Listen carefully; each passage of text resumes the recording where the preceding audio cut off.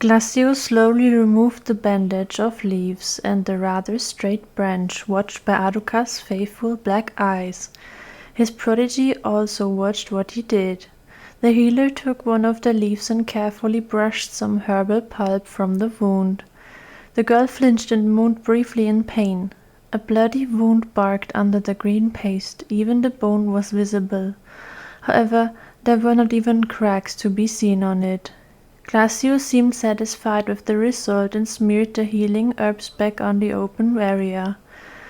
Cheyenne trusted him in this regard. After all, he knew what he was doing. And Sasha seemed to be very talented in dealing with medicinal herbs, because after all, she had made the green paste. As soon as this was applied to the wound again, the pain disappeared quite quickly. Glaczio now only put on the leaves and left out the branch. It looks much better than before. You don't need the branch anymore. You may feel some pressure on the bone, but that will only make it strong again faster in your case. Do you know why bones and teeth seem almost completely white to us? Because they form the sites with the most concentrated luminium in living organisms. They are not unphysical, but they also do not take on color, because they are largely hidden in the body anyway, and have a somewhat denser structure. Cheyenne listened carefully and understood. Oh, that's right. Even bones are almost pure white. I always forget that because they're hidden in us. And I have never seen so many of them in my life. The only thing that always strikes me immediately are the teeth and the white spots on the eyes. Maybe it's so concentrated here to probably give us a better view? But I don't know either. Somehow the aluminium white seems different to me than that of light or the white produced by research. Aluminium can also store heat, for example in a body of a living person, in contrast to light, but this probably has no structure either. At this topic she remembered the gigantic demon that possessed both aluminium and umbraura, and that almost sent her to her death. She believed that the healer knew more about it. Glaczio, I have a question. I think you can answer it for me. So the spider crab earlier on the sand passage was of both forces. You said it wasn't a normal demon. What was it actually? And why could we touch and fight this monster's legs when they were made of unphysical aluminium? Glaczio looked at his prodigy and answered the question asked. I'll try to explain it to you. Well, I'm 99% sure that it was a so-called Legendis demon. They consist of both powers, making them enormously difficult to defeat. Due to the combination of aluminium and umbraura, they would actually have a real body if the genetic structure were not defective, typical of demons. So they have more abilities than normal demons. For example, they can create magic from the animal whose form they embody. In our case it was a spider crab, whose element is water. So the magic that can be cast would be also water. They can also eat but not digest the food due to the faulty structure, and in our case the demon was even poisonous. It is also possible that it sometimes poisons itself for the same reason as when eating. Unfortunately, this luck was not on our side. Otherwise, not much more is known about Legendis demons. They have hardly been researched because they are very rare and enormously dangerous, as you had to discover. Only a few people have ever seen them and survived the meeting. Those who kept their lives, however, dealt with the demons and started investigations. It has been found that Legendis demons are something like the kings among the demons and protect the lower ones of them. Therefore, there seems to be only one of these giants of both forces per continent. We saw the one from Lumina's Trell, and I guess he attacked us out of anger. From the demon's point of view, they were driven from the land and pushed back onto the sand passage or into the sea and imprisoned there. If one of them nevertheless stays on the land, he is wiped out by the kings.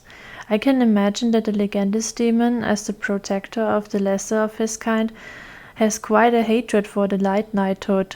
But he won't know the difference between normal humans and knights, so he attacked us, and we had to pay for what others are to blame for. Well, at least we survived it. Ah, yes. Your second question was about Luminium. Well, it's actually very similar to Umbrauror. Due to the faulty structure of the demons, which was created during the transformation into the Earth's own Luminium, they are no longer able to touch anything other than the Earth itself or the water without repelling it. Therefore, it seems as if their body is solid, but it is still unphysical. Now, when attacking a Luminium demon, the knock-off effect isn't quite enough to knock back the momentum and powerful attack. Consequently, the attack hits the white body and injures it.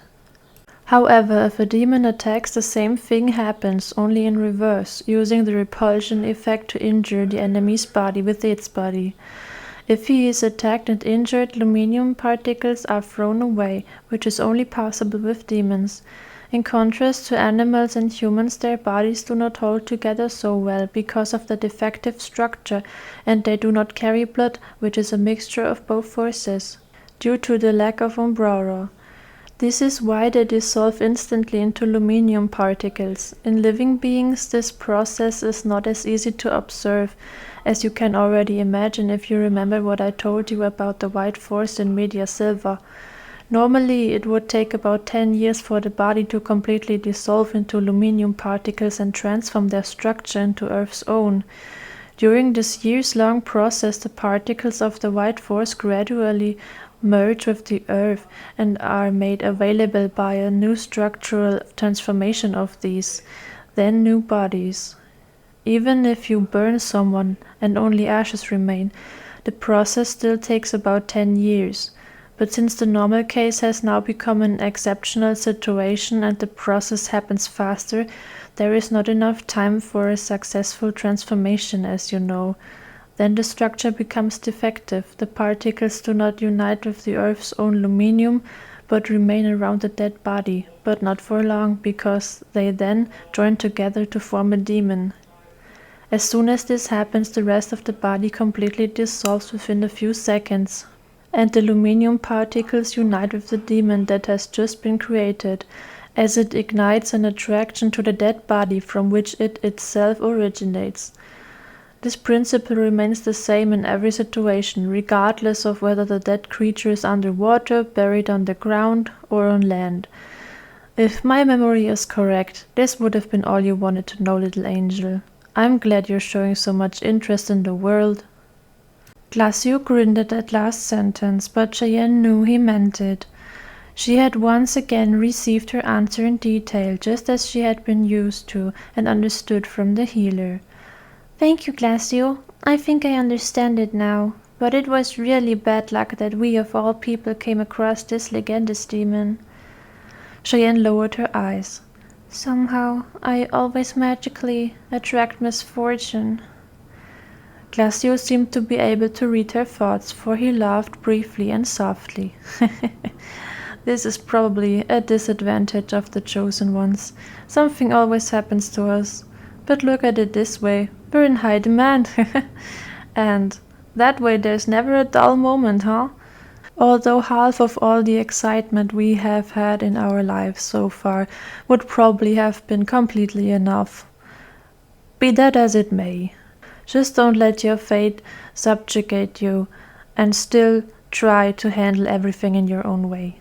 If life is already playing cat and mouse with you, make sure that you are the cat. What I'm trying to say, you know, yes? No matter what happens, always use it to your advantage. You don't have to accept anything if you don't want to. Go your own way and make the best of every situation, no matter how hopeless. I pretty much underestimated your mental strength, to be honest. You have what it takes to save the world we all live in, that much I know. But what I've also realized lately, Angel, I was wrong when I said that there were only two ways for you, that of wonderful freedom or that of your fate in chains. There is a third. You have everything you need to save the world in your own way. You just can't lose yourself, and you have to stay true to this path. Don't confuse it with that of your destiny. It's the same goal, but the path you walk on is different in each case. But if you choose your freedom, you will suffer more. But I know that doesn't deter you deep down. I am quite sure that your soul can be strong enough for this, and I will help you on your way as best as I can and as far as I am allowed, as well as Sasha. That's probably clear. You're not what you would expect from a chosen one, but that's exactly what could be the salvation of the world. Just at that moment, Sasha came back with some branches and laid them on the ground. She didn't seem to have heard Glacio's quiet words and was still happy. The chroma stars in the sky became paler and paler, and soon night would fall, the first night in Halonia. Cheyenne slept snuggled up close to Arukas under the old tree. She had already given in to her exhaustion and tiredness at the last chroma stars shining in the sky. Sasha had lit the fire near her friend, now sat next to her, leaning against the tree and looking at the restlessly sleeping girl. Then she let her gaze wander around, over the lake, past the white grassland. Only when her eyes saw the protective rocks did she look at them any longer. The last 3 chroma stars gave off just enough light for her to see Glaczio, who was sitting on the ground leaning against a rock, staring at the fire. The flames played again in his eyes. He didn't seem to dare to get any closer to the warming glow. Sasha stood up and walked towards the healer. She knelt next to him, but he didn't even look at her and continued to look at the bright orange fire. At close range, his eyes were expressionless and empty. His childhood friend started the conversation. "Stop staring so sadly at the fire there. I have to talk to you." She spoke softly so as to not wake Cheyenne and waited for a reaction. Glaczio sighed, tilted his head in Sasha's direction and looked at her.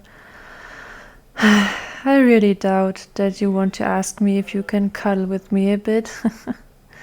Sasha rolled her eyes and grumbled something to herself for a moment, annoyed. "No, I don't want that at all, and that will never happen again in your whole life. Understood? Complete idiot. Now listen carefully. I know exactly what you're up to, it's obvious, but I'm not going to let it happen, get it? Meanwhile, I don't really care what you do. Regarding all the female human beings out there who fall for your scam, you know, all I can say is that you should be ashamed of yourself. But I've really given up hope with you. You won't change anymore. Now, anyway, what I wanted to say was, stop getting close to Cheyenne. You're really a bastard. She gave you a second chance that you didn't even deserve, and you totally take advantage of that. Attitude or not, hold back, or something will really happen to you, I guarantee you. You know that I will not hesitate to kill you if a suitable opportunity presents itself. What happened to us back then is one thing, but now you've become so unpredictable that I'm not even sure if you're not going back to the Knights somehow, when you see that the Shadow Servants don't want you as a support. You are and will remain a traitor, and even if I hate to say it, having you as an enemy is really not good, especially not for Cheyenne. Right now, she couldn't even last 3 seconds in a fight against you, and she's slowly starting to like you again, even more than before, but she shouldn't. Unfortunately, I can't do anything about it. I'm not saying it again as nicely and kindly as I just did, so listen carefully. Keep your hands off Cheyenne or you'll regret it. She's the chosen one who is extremely important for the whole world and also my best friend. And now think about who you are. Does it ring a bell? You are the chosen one of light, her natural mortal enemy. That alone should bring you to your senses. But if that's not enough for you, then I have another reason for you. If the Shadow Servants see you together with her, that's bad enough. Then they're sure to be insecure right away. If you both become friends, then it's even worse, because they will then wonder if the Chosen One really has what it takes to separate good from evil, and will probably start to doubt Cheyenne. But if there is more going on between you now, they might even distrust her. That wouldn't be good at all. Shadow Servants and Chosen One must support each other and need each other to save the world from the end. But I'm not even sure anymore if you're really interested in continuing to live, so you won't care about my arguments. Anyway, I'll make sure Cheyenne doesn't get involved with you, and if it's the last thing I do, remember that." Sasha was upset and had gritted her teeth in anger at the healer. He had looked at her the whole time and had not pulled a face. He narrowed his eye a little and looked unusually serious, but then he lifted one corner of his mouth to a low-pronounced, almost nasty-looking grin. "You really know how to threaten people. But I've heard these speeches on your past so many times, they've lost their effect, baby. You know that I only do what I want, and that won't change, just for your information. Your insinuations were very well thought out this time. I'm truly impressed. I didn't expect so much intelligence from you. A miracle." "You're absolutely right. I want to regain the trust of my little angel, but a few of your other arguments were not correct. Never again will I be on the side of the Knights of Light. As long as Cheyenne is alive, I don't intend to die.